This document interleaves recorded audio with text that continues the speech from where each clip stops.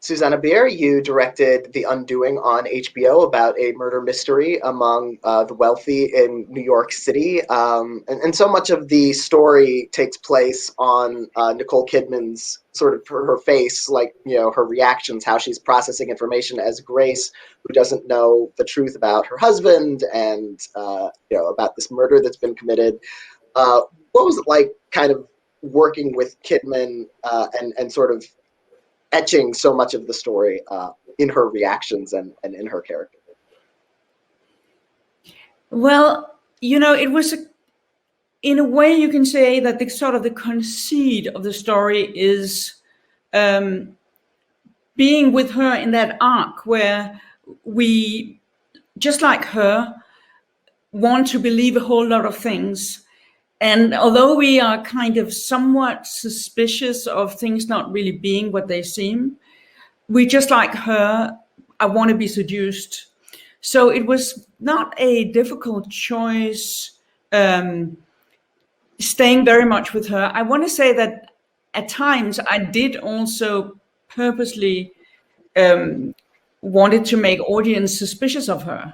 And actually, we did at one point, we, at the court case, we did ask the first AD, just for the fun of it, asked, all the extras, like all the, like a big group of people, who's actually the killer? And almost every single one of them said it was Nicole. So I guess that whole kind of conceit of being with her and yet being suspicious of her, we were trying to get kind of probably worked. And we get a lot of her mindset and a lot of those potential suspicions into her. We see a lot of these cutaways to what she's thinking, imagining the murder, or is she remembering the murder? Like what was it like kind of working with the editing to kind of create that sense of her mindset?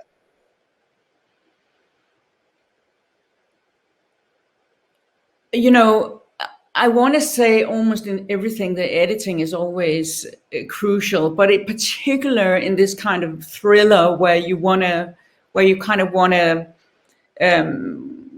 seduce the audience slightly in a different way, or you want to, the editing becomes crucial, but some of the editing is done prior to editing anyway. Some of those, there were, I would be sitting on set kind of going, okay, this is where the cut is. And it didn't necessarily always consistently stay like that, but quite a lot of the time. And, you're telling the story about New York City, filming in New York. Of course, New York City is no stranger to film and TV productions. What was that shoot like, being on location?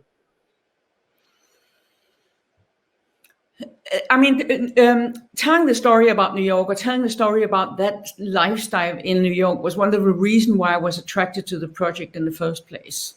I guess I, like everybody, like a lot of people who's been to New York, like I've been kind of walking in Central Park. I've been looking up at those amazing apartments along Central Park. And I've been kind of incredibly curious about what is the life there.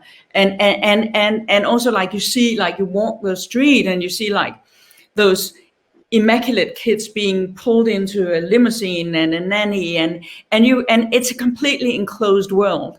And I was intrigued by it, and I was also intrigued by portraying the sort of the rot of that world in a way, and having a murder mystery taking place in that world enabled me to do that, and also show a completely different part of New York. And it's fascinating because New York is everything happens on a very kind of physical, in a very kind of enclosed space, and it was fascinating. Like, cinematically, it was an amazingly delicious thing to be able to portray New York. And you're working also with Anthony Dodd Mantle.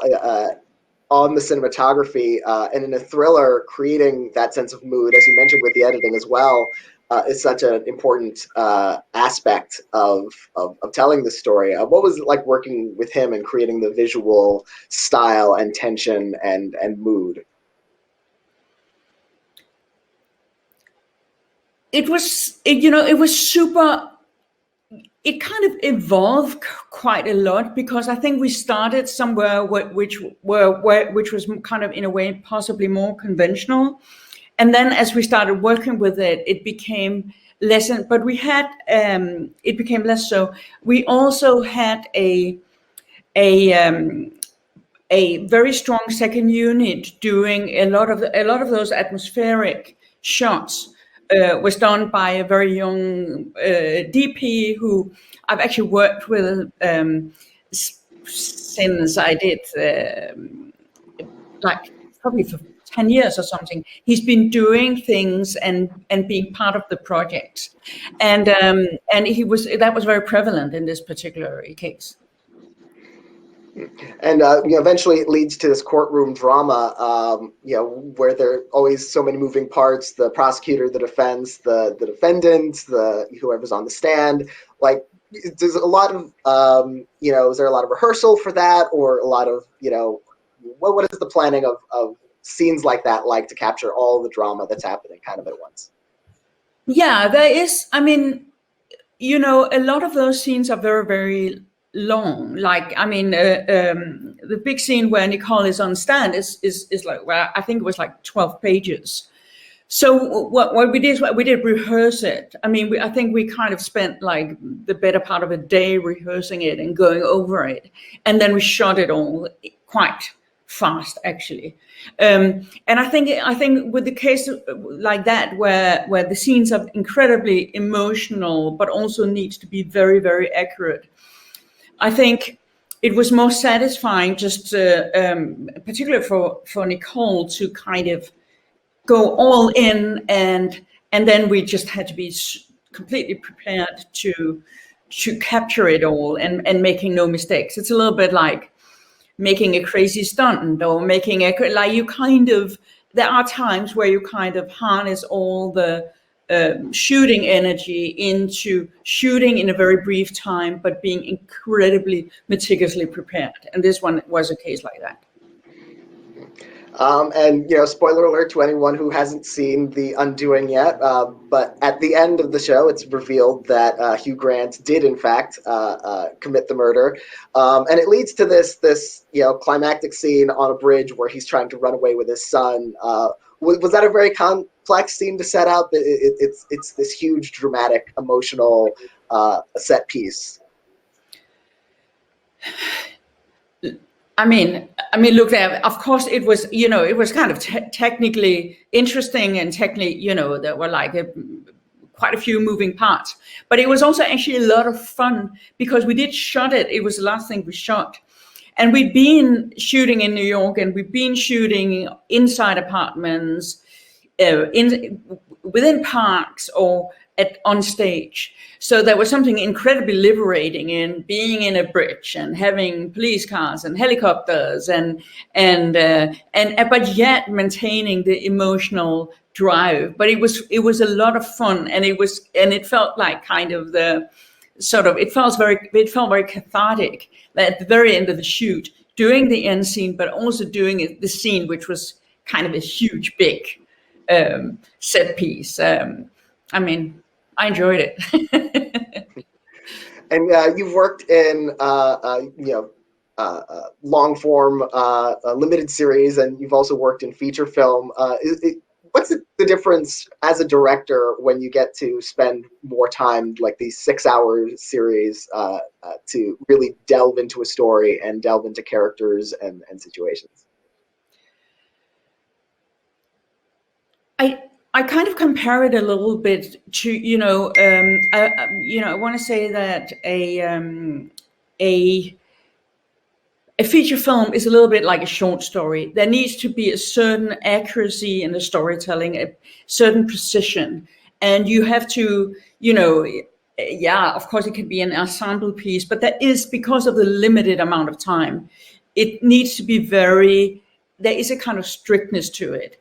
When you deal with the longer format, when you deal with a miniseries, and when you're still dealing like with the same characters and AE1, I mean, whatever I've done, I've always perceived as being a very, very long film. Like the miniseries I've done, I've shot it, and they were shot exactly like you would a feature film. Like, you know, I haven't shot one episode out. You know, they were scheduled like we would shoot a location out, and on the same day we would shoot a scene from episode 6 in the morning and episode 2 in the afternoon.